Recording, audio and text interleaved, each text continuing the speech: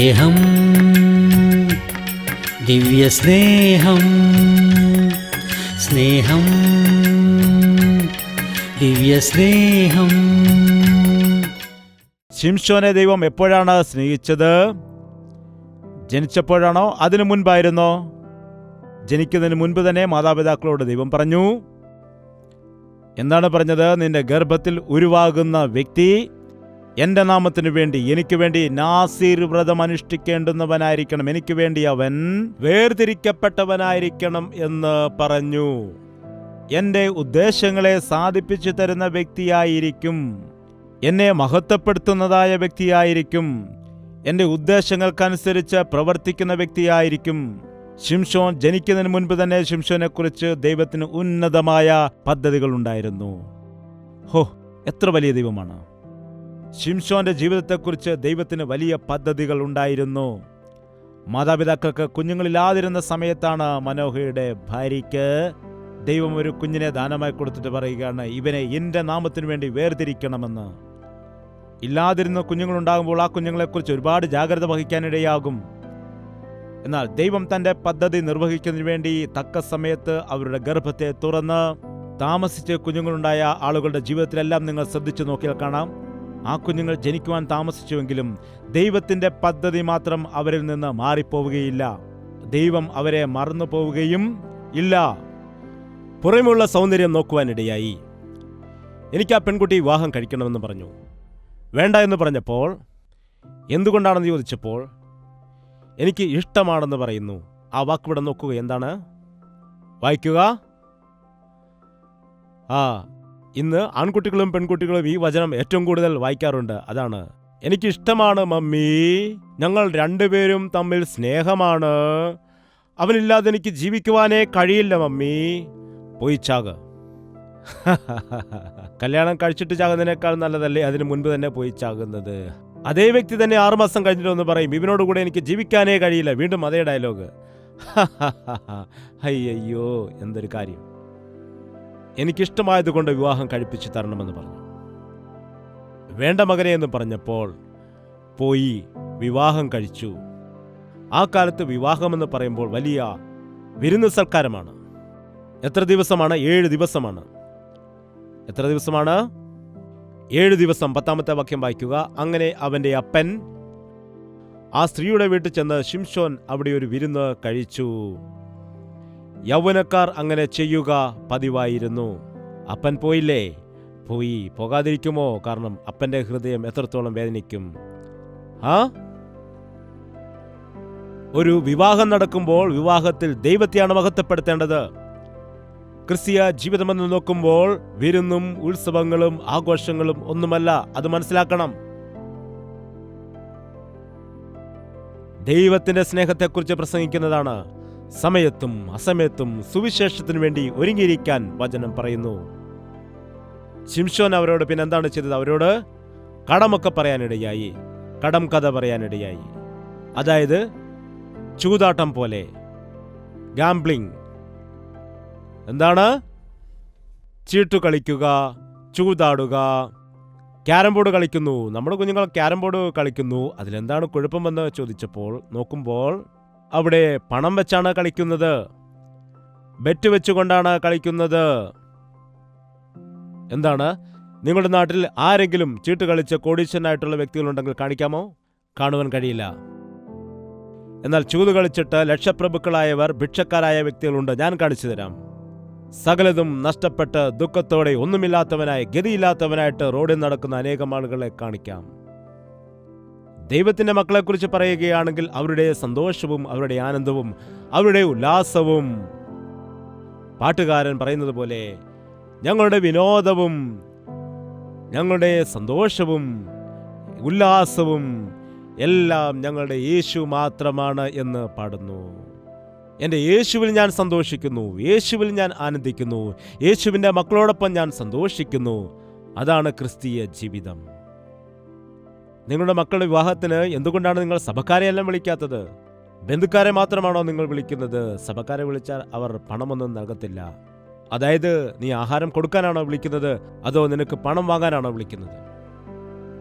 എന്താണ്? ചില ആളുകൾ പറയും, ഞാൻ തീർച്ചയായിട്ടും പോകണമെന്ന്. എന്താണ്? അവർ ഞങ്ങളുടെ കല്യാണത്തിന് വേണ്ടി തന്നതാണ്, അതുകൊണ്ട് അവരുടെ കല്യാണത്തിനും ഞങ്ങൾ കൊടുക്കണം, അല്ലെങ്കിൽ അവർ പിന്നീട് സഹകരിക്കില്ല. എന്തൊക്കെ ആചാരങ്ങളാണ് ഇവയൊക്കെ? അയ്യോ, 7 ദിവസം കടങ്കഥയെ പറഞ്ഞിട്ട് ബെറ്റുവയ്ക്കുകയാണ്. ഈ കടങ്കഥയുടെ ഉത്തരം പറയുകയാണെങ്കിൽ എനിക്കുള്ളതെല്ലാം ഞാൻ നിങ്ങൾക്ക് തരാം, നിങ്ങൾ ഉത്തരം പറഞ്ഞില്ലെങ്കിൽ നിങ്ങൾക്കുള്ളതെല്ലാം എനിക്ക് നൽകണം. അങ്ങനെയാണ് ചൂതാടുന്നത്. ഇങ്ങനെ ബെറ്റുവയ്ക്കാമോ?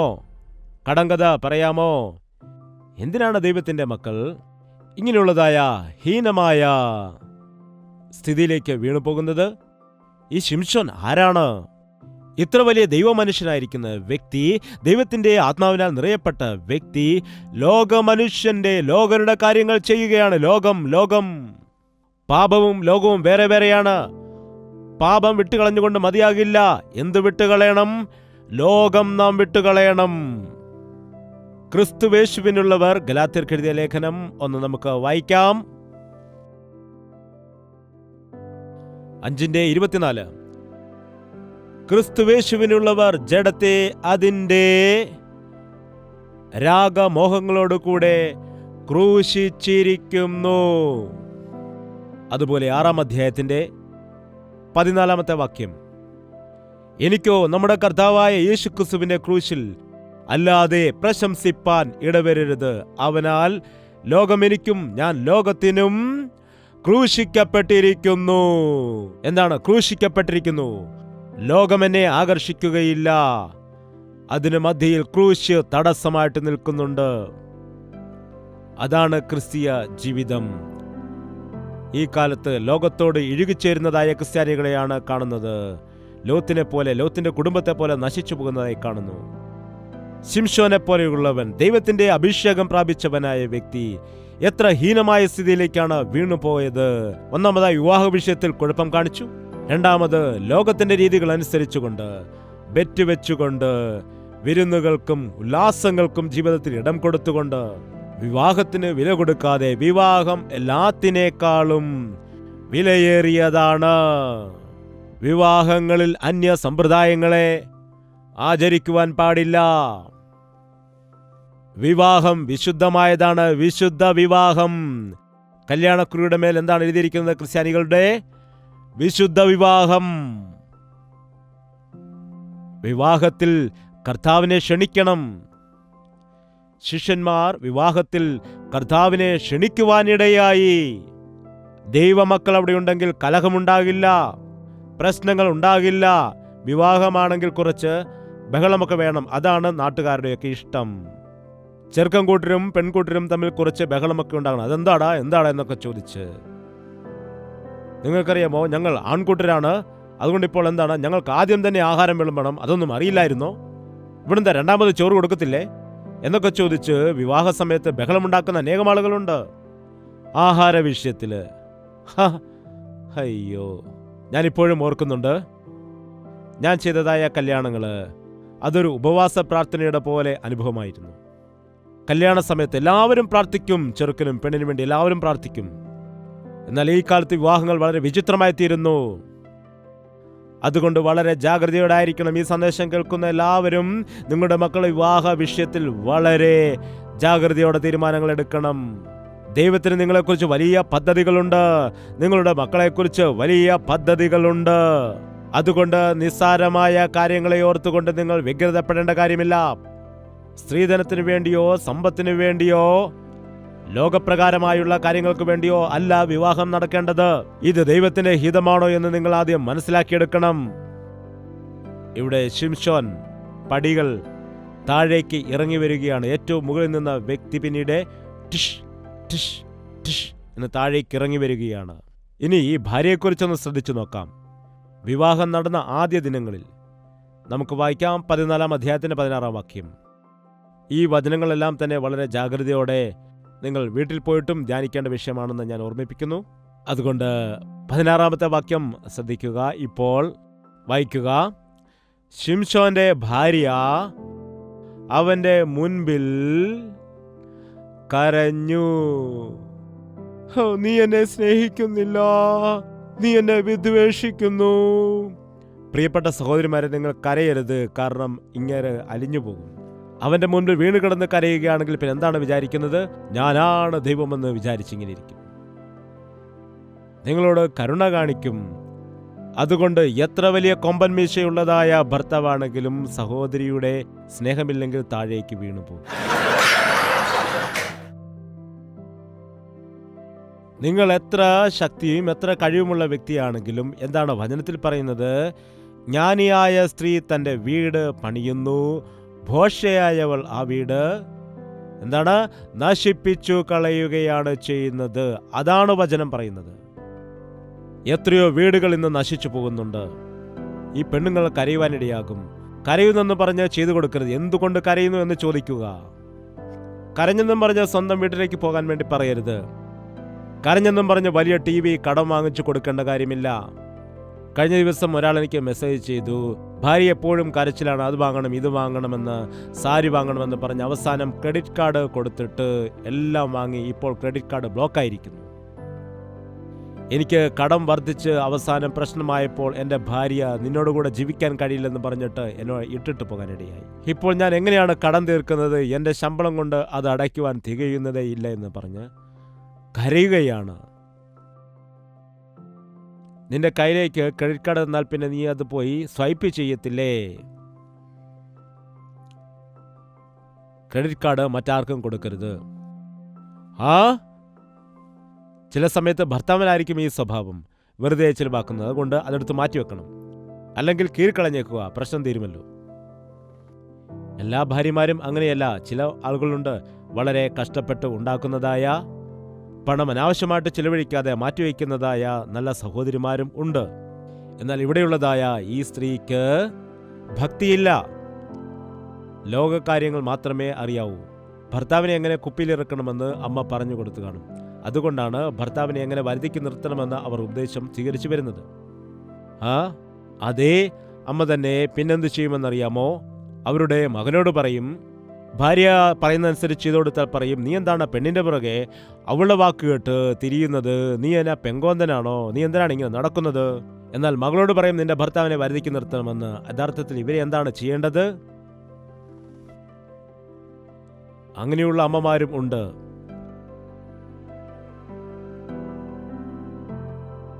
ഭർത്താവിന് കീഴ്പ്പെടുക, അവനെ അനുസരിക്കുക.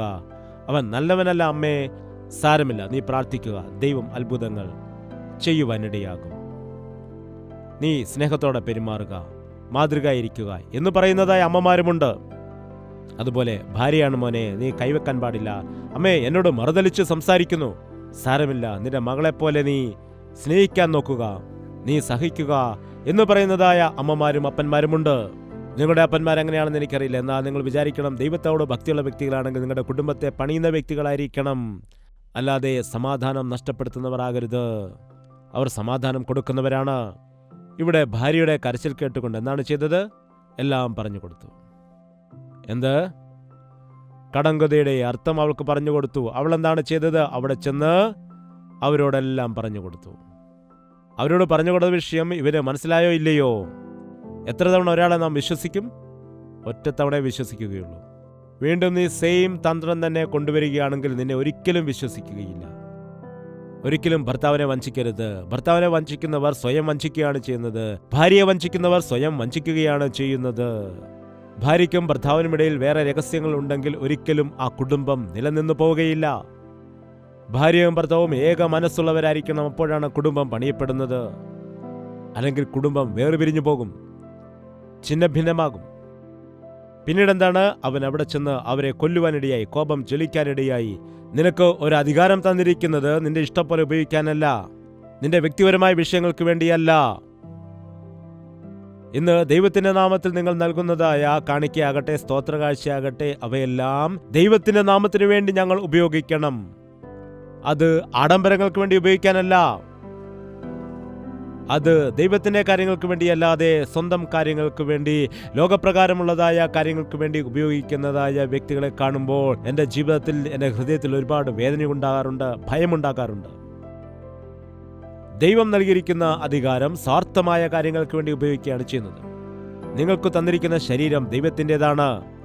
നിങ്ങൾക്കറിയാമോ എന്താണ് പറയുക? എൻ്റെ ശരീരം, ആ വചനം ബൈബിളിലുണ്ട്. നിങ്ങൾക്കറിയാമോ? നിങ്ങൾ വില കൊടുത്ത് വാങ്ങപ്പെട്ടവരാകിയാൽ നിങ്ങൾക്ക് സ്വന്തം അല്ല. പിന്നെന്തിനാണ് നിന്റെ ഇഷ്ടം എന്ന് പറയുന്നത്? ദൈവമക്കൾക്ക് അവരുടെ ഇഷ്ടങ്ങളില്ല. ശിംശോന് എൻ്റെ ഇഷ്ടമെന്നില്ല. ശിംശോനെ ദൈവം മുന്നമേ അറിഞ്ഞ് അവനെ തിരഞ്ഞെടുത്തു, അവനെ നിയമിച്ചു, അവനെ ഒരുക്കുവാനിടയായി. ദൈവത്തിൻ്റെ പദ്ധതിക്ക് വേണ്ടി അവനെ അഭിഷേകം ചെയ്തു. അവന് ആത്മശക്തി കൊടുത്തപ്പോൾ അവനെന്താണ് ചെയ്തത്? ശത്രുക്കളുടെ അടുക്കൽ പോയി അവരോടൊപ്പം കടമൊക്കെ പറഞ്ഞ് അവരുടെ ആചാരങ്ങളൊക്കെ അനുഷ്ഠിച്ച് തൻ്റെ പകയും പിണക്കവും തീർക്കുന്നതിന് വേണ്ടി അവർക്ക് മേൽ ചെന്നിട്ട് അവരെ ആക്രമിച്ച് കൊന്ന് അവൻ കോപത്താൽ ജ്വലിച്ച് അവൻ്റെ കോപം ജ്വലിച്ചു. അവൻ തൻ്റെ അപ്പൻ്റെ വീട്ടിൽ പോയി. ശിംശോന്റെ ഭാര്യ അവൻ്റെ കൂട്ടുകാരനായിരുന്ന തോഴന് ഭാര്യയായി തീർന്നു. 7 ദിവസത്തെ ആഘോഷ വിവാഹം. ഈ വിവാഹത്തിന് എത്ര ദിവസത്തെ ആയുസ്സുണ്ടായിരുന്നു? ഇഷ്ടങ്ങൾ എപ്പോഴും മാറി മറിഞ്ഞുകൊണ്ടേയിരിക്കും. ഇഷ്ടങ്ങളെന്നുകൊണ്ട് പറയരുത്. നിങ്ങൾക്ക് ഇപ്പോൾ സ്വീറ്റ് ഇഷ്ടമാണെന്ന് വിചാരിക്കുക. നിങ്ങൾക്ക് ഗുലാബ് ജാം ഇഷ്ടമാണെങ്കിൽ ഇന്നു മുതൽ 1 മാസത്തേക്ക് എല്ലാ ദിവസവും ഗുലാബ് ജാം തരികയാണെന്ന് വിചാരിക്കുക. എന്താണ് ഗുലാബ് ജാം? അയ്യോ എനിക്ക് വേണ്ട എന്ന് പറയും. ഇഷ്ടമാണെന്നല്ലേ പറഞ്ഞത്? ഇഷ്ടങ്ങൾ എപ്പോഴും നിലനിൽക്കില്ല. ഇഷ്ടങ്ങൾ എപ്പോഴും മാറിക്കൊണ്ടേയിരിക്കും. ഇന്ന് ഒരു കാര്യം ഇഷ്ടമാണെങ്കിൽ നാളെ മറ്റൊരു കാര്യമായിരിക്കും. കാരണം അത് മാറി മറിഞ്ഞുകൊണ്ടേയിരിക്കുന്നതാണ്. ഇസ്രായേൽ മക്കൾ പറഞ്ഞു, ഞങ്ങൾക്ക് മാംസമാണ് ഇഷ്ടമെന്ന് പറഞ്ഞു. ശരി, തിന്നു എന്ന് ദൈവം പറഞ്ഞു. വയറ് നിറച്ച അവസാനം അവർ ഛർദ്ദിക്കുന്നത് വരെയും മാംസം കഴിച്ചു. നിന്റെ ഇഷ്ടം നിനക്ക് മടുപ്പുളവാക്കും. എന്നാൽ ദൈവത്തിന്റെ ഇഷ്ടം നീ ചെയ്യുക. ദൈവത്തിന്റെ ഇഷ്ടം ചെയ്യുക, അതെത്ര മധുരതരമായിരിക്കുമെന്നറിയാമോ? നീ ദൈവത്തിന്റെ ഹിതപ്രകാരം ജീവിക്കുന്ന സമയത്ത് എത്രമാത്രം കഷ്ടത വന്നാലും, നിന്ന വന്നാലും, അപമാനം വന്നാലും, ദുഃഖം വന്നാലും, വേദന വന്നാലും, ഉയർച്ച വന്നാലും, താഴ്ച വന്നാലും ഹൃദയത്തിൽ സംതൃപ്തി ഉണ്ടാകും. ദൈവത്തിന്റെ ഇഷ്ടം മാറിപ്പോകില്ല.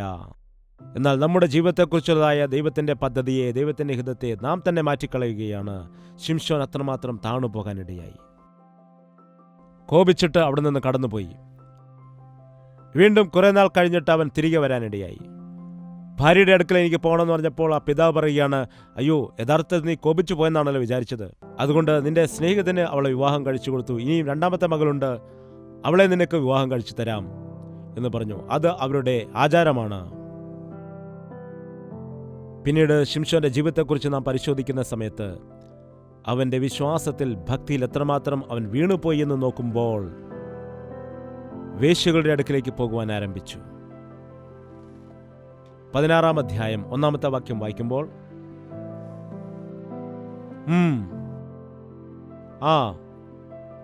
നോക്കൂ അവന്റെ പ്രവൃത്തി. അവൻ ഇഷ്ടമുള്ളതുപോലെയാണ് ചെയ്യുന്നത്. 16-ാം അധ്യായം 4-ാം വാക്യം. വീണ്ടും മറ്റൊരു സ്ഥലത്ത് ചെന്നപ്പോൾ അവിടെ മറ്റൊരു വേശ്യ. അവൻ അവളെ കണ്ട് മോഹിക്കുവാൻ ഇടയായി. അവിടെ എന്തായിരുന്നു? ഇഷ്ടം. ഇവിടെ എന്താണ്? മോഹം. ഇതൊന്നും സ്നേഹത്തിന് പകരമാകില്ല. ഇഷ്ടം സ്നേഹമാണെന്ന് വിചാരിക്കുന്നു, മോഹം സ്നേഹമാണെന്ന് വിചാരിക്കുന്നു. ഇവയൊന്നും സ്നേഹം അല്ല.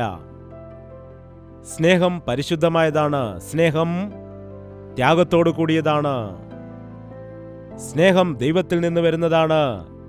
അവനെന്താണ്? ദലീല എന്ന സ്ത്രീയെ കണ്ടിട്ട് മോഹിക്കുവാനിടയായി. അവളുടെ അടുക്കൽ പോയി.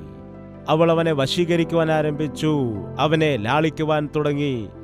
ചില ആളുകൾക്ക് ഇത് വളരെ ഇഷ്ടമാണ്. ഊഞ്ഞാലിൽ ഇരുത്തിയിട്ട് ആട്ടിക്കൊടുക്കണം.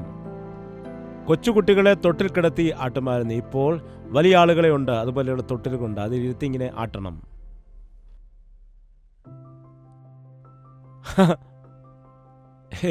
എന്താണ്? എൻജോയ് ചെയ്യുകയാണ് ലൈഫ്. എന്തൊരു എൻജോയ്മെന്റ് ആണ് ഇത്! എത്ര നേരം ആട്ടിയാലും നീ എവിടെയാണ് ഇരിക്കുന്നത്? അവിടെ തന്നെയാണ് നീ ഉള്ളത്. അയ്യോ, എത്ര സമയമാണ് നീ പാഴാക്കി കളയുന്നത്! നിനക്ക് വിലയേറിയ സമയത്തെയാണ് നീ വൃഥാവാക്കി കളയുന്നത്. പുകഴ്ത്തുന്ന ആളുകളെ നോക്കുക. ആളുകൾ അവരുടെ അടുക്കൽ പോയിരിക്കും. നിന്നെ കാണാൻ എത്ര സ്മാർട്ടാണ് എന്ന് പറയുന്നവരുടെ അടുക്കൽ തന്നെ പോയി കുത്തിയിരിക്കും. എൻ്റെ മൂക്കെങ്ങനെ കൊള്ളാമോ? എൻ്റെ ഡ്രസ്സ് കൊള്ളാമോ? ഡ്രസ്സ്. പിന്നെ ശിംശോന് ഇതിന് അടിമയായി പോയിരിക്കുന്നു. ലാളിക്കുന്ന ആളുകളുടെ അടുക്കൽ പോന്നു, കരയുന്നത് കാണുന്നു. അപേക്ഷിക്കുന്ന ആളുകളുടെ മുൻപിൽ ചെല്ലുമ്പോൾ എവിടെയുമില്ലാത്തതായ വലിയ ദയ കാണിക്കുന്നു. നമ്മൾ ജാഗ്രതയോടായിരിക്കണം. സ്നേഹമുള്ള വ്യക്തികൾ ശാസിക്കാനിടയാകും. നന്മ ആഗ്രഹിക്കുന്ന കൂട്ടുകാരൻ ശാസിക്കുവാനിടയാകും. ശരിയല്ലേ? പകയുള്ളവൻ എണ്ണമില്ലാത്തതുപോലെ ചുംബിക്കും. ഇതാണിന്ന് മനുഷ്യർക്ക് വേണ്ടത്. എല്ലാത്തിനും നാം ഓക്കേ ഓക്കേ ഓക്കേ എന്ന് പറയുമ്പോൾ അയ്യോ എത്ര നല്ലവനാണ് എൻ്റെ ഡാഡി എന്ന് പറയും. നോ എന്ന് പറഞ്ഞാൽ മതി, ആ എന്ന് പറഞ്ഞിട്ട് ഡാഡിയുടെ നേരെ തിരിയും. നീ നോ പറയാൻ പഠിക്കണം. നീ ഒരു ക്രിസ്ത്യാനി ആയിരിക്കണമെന്നുണ്ടെങ്കിൽ യഥാർത്ഥമായി നോ പറയാൻ പഠിക്കേണ്ടതാണ്. ഈ രാജഭോജനം ഞാൻ കഴിക്കില്ല, ഈ സ്ഥലത്തേക്ക് ഞാൻ പോകില്ല, ഈ ദുർനടപ്പ് ഞാൻ ചെയ്യില്ല. 16-ാം വാക്യം, ഇങ്ങനെ അവൾ അവനെ ദിനംപ്രതി വാക്കുകളാൽ ബുദ്ധിമുട്ടിച്ച് അസഹ്യപ്പെടുത്തി. ഇവിടെ ഇപ്പോൾ അവനെ അവിടെ നിന്ന് വിട്ടുപോയിക്കൂടെ? ഭാര്യയുമായിട്ട് പിണങ്ങി പോകാനിടയായി. ദിനംപ്രതി വാക്കുകൾ കൊണ്ട് എന്നോട് പറഞ്ഞു തരണം എന്ന് പറഞ്ഞ് ബുദ്ധിമുട്ടിക്കുകയാണ്. ബുദ്ധിമുട്ടിക്കുന്ന സമയത്ത് അവിടെ നിന്ന് പോകേണ്ടതല്ലേ? തിരിച്ചു പോയില്ല. എന്താണ് ചെയ്തത്? ഉള്ളം തുറന്ന് എല്ലാ കാര്യങ്ങളും പറഞ്ഞു കൊടുത്തു. ഇപ്പോൾ സീറോയിലേക്ക് വരുവാനിടയായി. ഹീറോ ആയിരുന്ന മനുഷ്യൻ ഇപ്പോൾ വന്ന് സീറോ ആയിട്ട് മാറുവാനിടയായി. ഒന്നിനും കൊള്ളാത്തവനായിട്ട് മാറി. ഇന്നത്രയോ കുടുംബത്തിൽ പറയാറുണ്ട്, ഞാൻ മരിച്ചു പോകുന്നു, ഞാൻ നിങ്ങളെ കൊല്ലും എന്ന് പലരും പറയും. നിന്നെയും കൊന്നിട്ട് ഞാനും ചാകുമെന്ന്. അവൻ കള്ളനും കുലപാതകനും ആകുന്നു. ആരെക്കുറിച്ചാണ് പറയുന്നത്? പിശാചിനെ കുറിച്ച്. ബൈബിളിനെ കവിഞ്ഞുള്ളതായ കാര്യങ്ങൾ എന്തുണ്ടായാലും ശരി, അത് പിശാചിനെ സംബന്ധിച്ചതാണ്. ഈ ലോകത്തെ വിട്ടുപിരിയുന്ന സമയത്ത് കർത്താവേ, ലോകത്തിൽ വന്ന് ജനിക്കുവാൻ നീ എന്നെ കിട നൽകി, നിന്റെ ഹിതപ്രകാരം ജീവിക്കുവാനിടയായി. ഇപ്പോൾ ഞാൻ ലോകത്തെ വിട്ടുപിരിയുന്നു എന്ന് പറയുവാൻ തക്കവണ്ണം ജീവിക്കണം. പ്രാർത്ഥന. കർത്താവേ, നിന്റെ കാൽപാദങ്ങളെ പിന്തുടർന്ന് ജീവിക്കുവാൻ ഞങ്ങളെ സഹായിക്കണമേ. നിനക്ക് വേണ്ടി തന്നെ ജീവിക്കുവാൻ ഞങ്ങളെ ബലപ്പെടുത്തണമേ. നിന്റെ പദ്ധതികൾ തന്നെ ഞങ്ങളുടെ ജീവിതത്തിൽ നടക്കുവാൻ സഹായിക്കണമേ. ഞങ്ങളുടെ മക്കൾ നീ നൽകിയിരിക്കുന്ന ദാനമാണല്ലോ. ഞങ്ങളുടെ മക്കളിൽ ആരും തന്നെ നരകത്തിലേക്ക് പോകാൻ ഇടയാകരുത്. ഞങ്ങളുടെ മക്കൾ നശിച്ചു പോകാനോ നരകത്തിൽ പോകാനല്ലോ നീ തന്നത്. നിന്റെ നാമത്തെ മഹത്വപ്പെടുത്തുന്നവരായി, നിന്നാൽ അനുഗ്രഹിക്കപ്പെട്ടവരായിട്ട് നിന്റെ രാജ്യത്തിൽ വലിയ ആളുകളായി തീരുവാൻ തക്കവണ്ണം അവരെ സഹായിക്കണമേ. ഞങ്ങളുടെ മക്കളെ നിന്റെ കരങ്ങളിലേക്ക് ഏൽപ്പിച്ചു തരികയാണ്. ലോകം നശിച്ച ലോകമാണ്. എവിടെ നോക്കിയാലും ലോകത്തിന്റെ ആശകളാണ്. എവിടെ നോക്കിയാലും മായവും മന്ത്രവും കെണികളുമാണ്. എവിടെ നോക്കിയാലും ക്രൂരതയും ദുഷ്ടതയും പാപവുമാണ് ഒളിഞ്ഞിരിക്കുന്നത്. ഞങ്ങളുടെ മക്കളെ നടത്തുവാൻ നിനക്ക് മാത്രമേ കഴിയുകയുള്ളൂ. അവരുടെ നോട്ടം എപ്പോഴും നിന്നിൽ തന്നെ ആയിരിക്കണം. കർത്താവേ, ഞങ്ങൾ മാതാപിതാക്കളായിട്ട്, ഞങ്ങൾ സഭയായിട്ട് ഞങ്ങളുടെ മക്കൾക്ക് വേണ്ടി, ദൈവമക്കൾക്ക് വേണ്ടി നിന്റെ പാദം പിടിച്ചുകൊണ്ട് അവർക്ക് വേണ്ടി പ്രാർത്ഥിക്കാൻ സഹായിക്കണമേ. കണ്ണുനീരോടുകൂടി നിന്റെ രാജ്യത്തിലേക്ക് അവരെ ചേർക്കുവാൻ സഹായിക്കണമേ. ഈ ദിവസം ഒരിക്കൽ കൂടി ഞങ്ങളെ ദർശിക്കണമേ. ഞങ്ങളെ മുന്നമേ അറിഞ്ഞ കർത്താവേ, ഞങ്ങളിലുള്ള നിന്റെ പദ്ധതികൾ മാത്രമേ നടക്കാവൂ. ഞങ്ങളുടെ ഇഷ്ടമല്ല, നിന്റെ ഹിതമാണ്. ഈ ലോകമല്ല, നിന്റെ നാമമാണ് മഹത്വപ്പെടേണ്ടത്. ഞങ്ങളുടെ എല്ലാവരുടെയും ജീവിതത്തിൽ നിന്റെ നാമം മഹത്വപ്പെടണം. ഈ ദിവസം ഞങ്ങളെ എല്ലാവരെയും നീ അനുഗ്രഹിക്കുമാറാകണം. ഞങ്ങളുടെ നടപ്പുകളെ ക്രമപ്പെടുത്തുകയാണ്, ഞങ്ങളുടെ മാർഗങ്ങളെ ക്രമപ്പെടുത്തുകയാണ്. നിന്റെ കരങ്ങളിലേക്ക് ഞങ്ങളെ ഏൽപ്പിക്കുകയാണ്. ഞങ്ങളെ ശിക്ഷിക്കാതെ ഞങ്ങളോട് ക്ഷമിക്കണമേ. ഞങ്ങളെ നിന്റെ കരങ്ങളിൽ വഹിക്കണമേ. ഞങ്ങൾക്കുള്ളതായ ബാക്കിയുള്ള ജീവിതം നിനക്ക് വേണ്ടി ജീവിക്കുവാൻ, മരണം വരെയും വിശ്വസ്തനായിട്ട് ജീവിക്കുവാൻ ഈ സന്ദേശം കേട്ടുകൊണ്ടിരിക്കുന്ന എല്ലാ മക്കളെയും നീ സഹായിക്കണമേ. യേശുക്രിസ്തുവിന്റെ നാമത്തിൽ അപേക്ഷിക്കുന്നു പിതാവേ, ആമേൻ. യേശുവേ യേശുവേ യേശുവേ യേശുവേ യേശുവേ യേശുവേ യേശുവേ യേശുവേ നിന്നെ നിന്നെ എന്നും ഞാൻ സേവിക്കും. നീ മാത്രം രാജാവെന്നും. നിന്നെ നിന്നെ എന്നും ഞാൻ സേവിക്കും. നീ മാത്രം രാജാവെന്നും. യേശുവേ യേശുവേ യേശുവേ യേശുവേ യേശുവേ യേശുവേ യേശുവേ യേശുവേ യേശുവേ യേശുവേ യേശുവേ